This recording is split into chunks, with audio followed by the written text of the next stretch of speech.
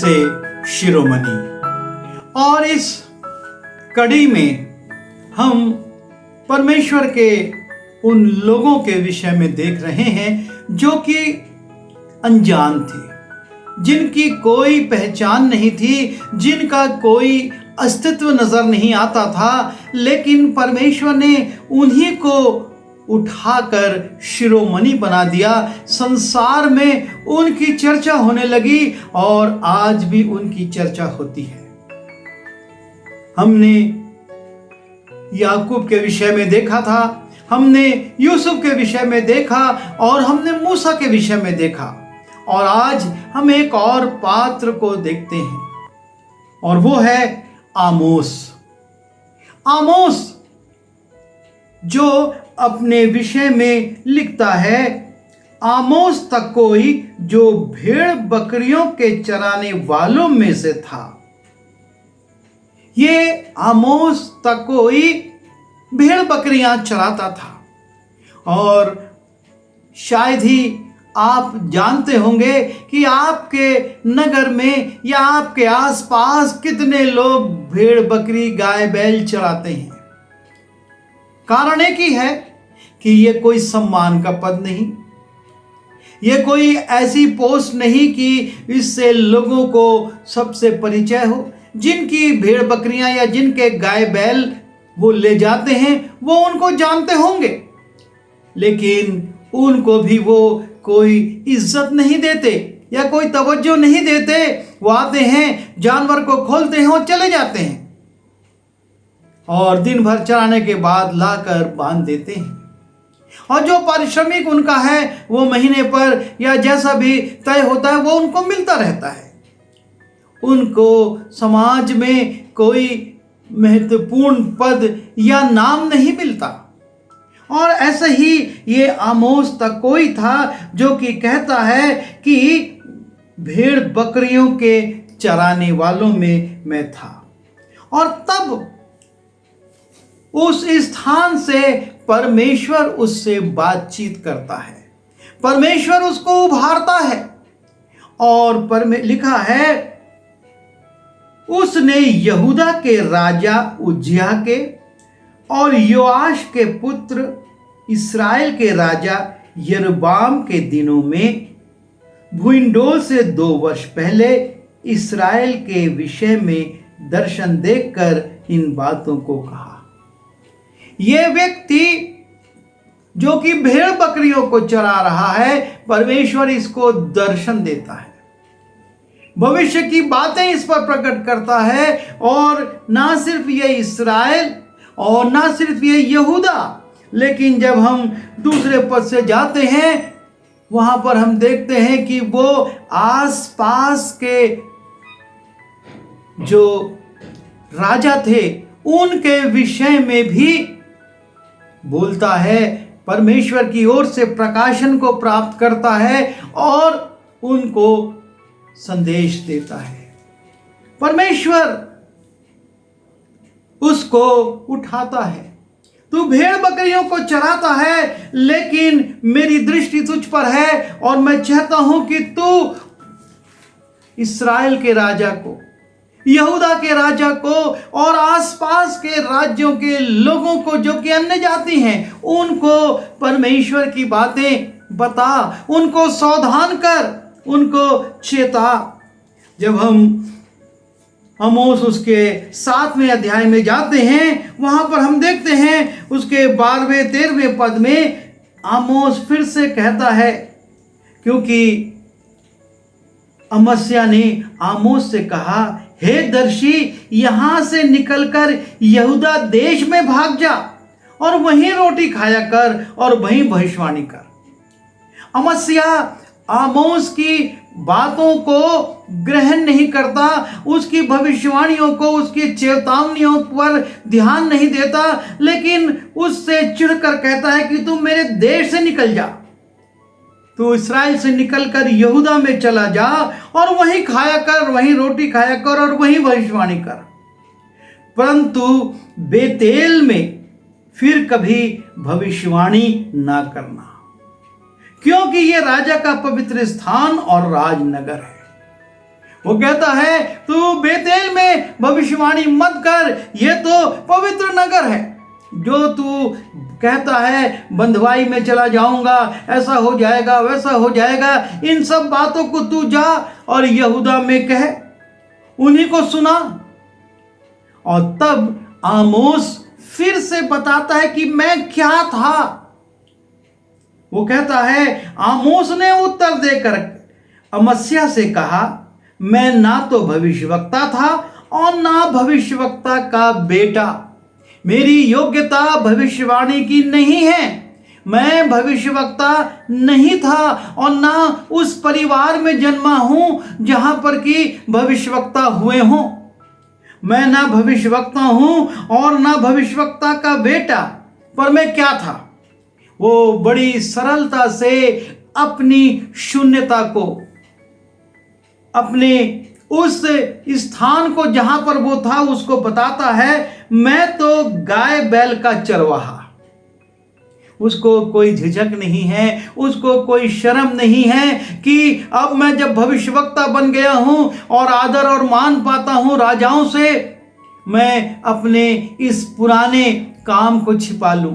लेकिन वो कहता है, मैं तो गाय बैल का चरवाहा और गूलर के वृक्षों का छाटने हारा था। मैं गूलर के वृक्षों को छाटता था, उनकी लकड़ियां बटोरता था, काटता था, ले जाता था।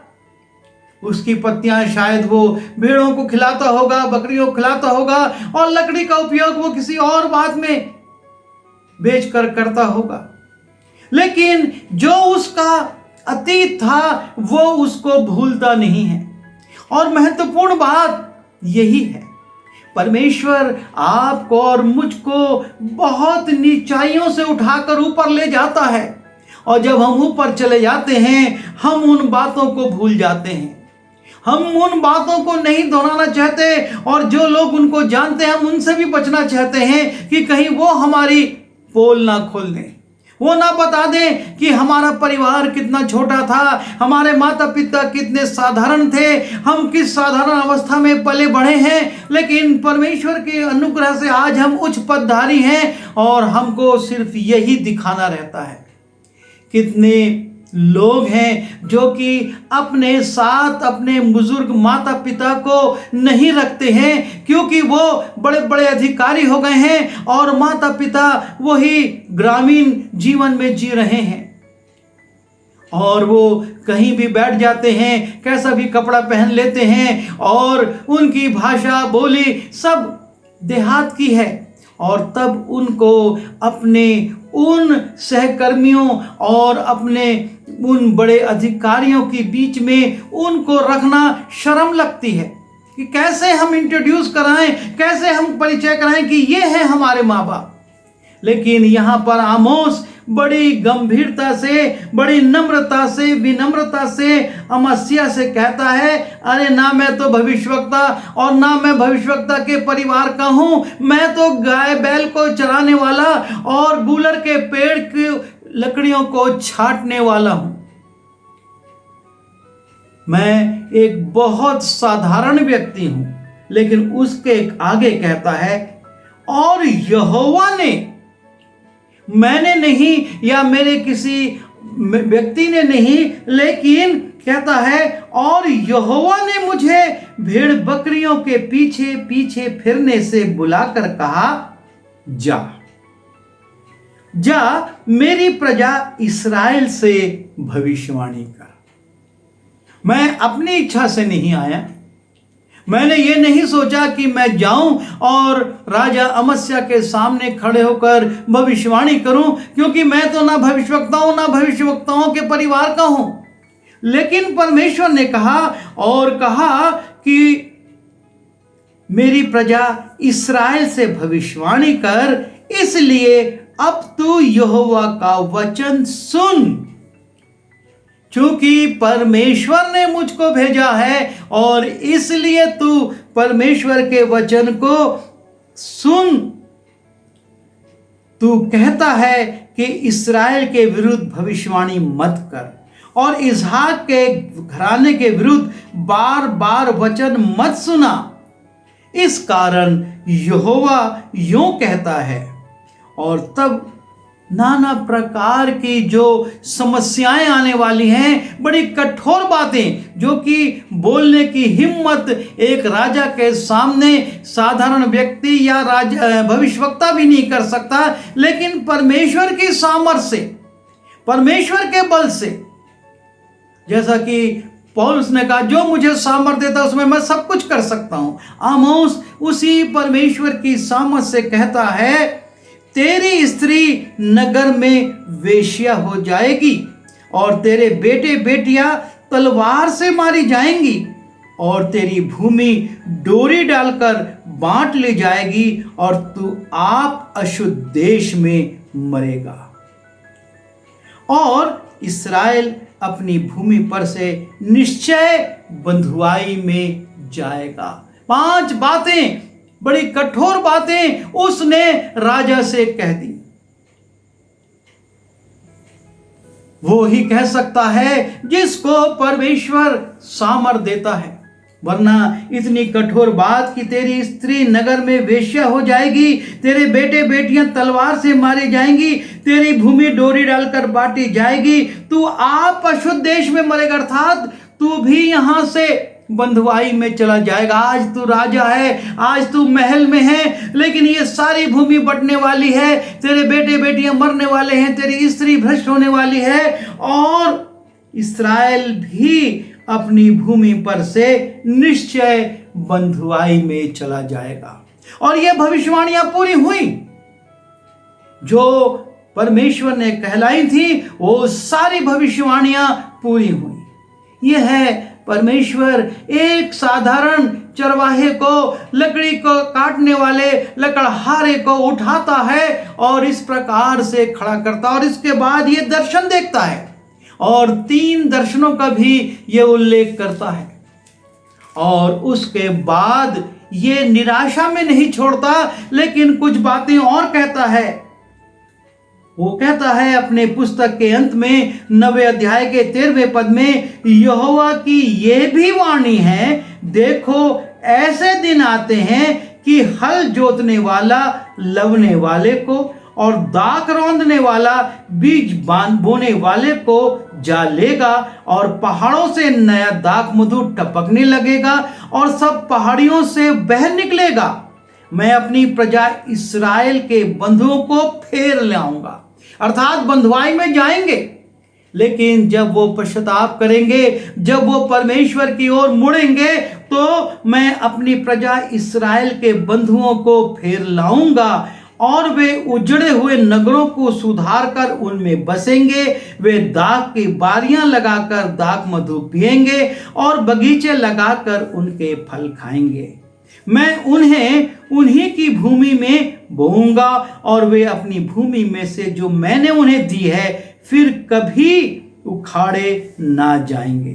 तुम्हारे परमेश्वर यहोवा का यही वचन है। वो साधारण व्यक्ति इस प्रकार से ना सिर्फ चेतावनी देता है, सुधारने की बात करता है, दंड की बात करता है, दर्शन की बात करता है, लेकिन भविष्य की आशा को भी बता देता है। और आमोस की एक ऐसी ये पुस्तक है जिसमें कि परमेश्वर के दिन का भी उल्लेख है। परमेश्वर ने उसके द्वारा अपने दिन की, वो दिन जो अभी नहीं आया है, ये बातें तो घटती रहीं, लेकिन उस दिन का भी उसने उल्लेख किया है। यह है हमारे परमेश्वर का काम जो कि शून्य से शिरोमणि बनाता है।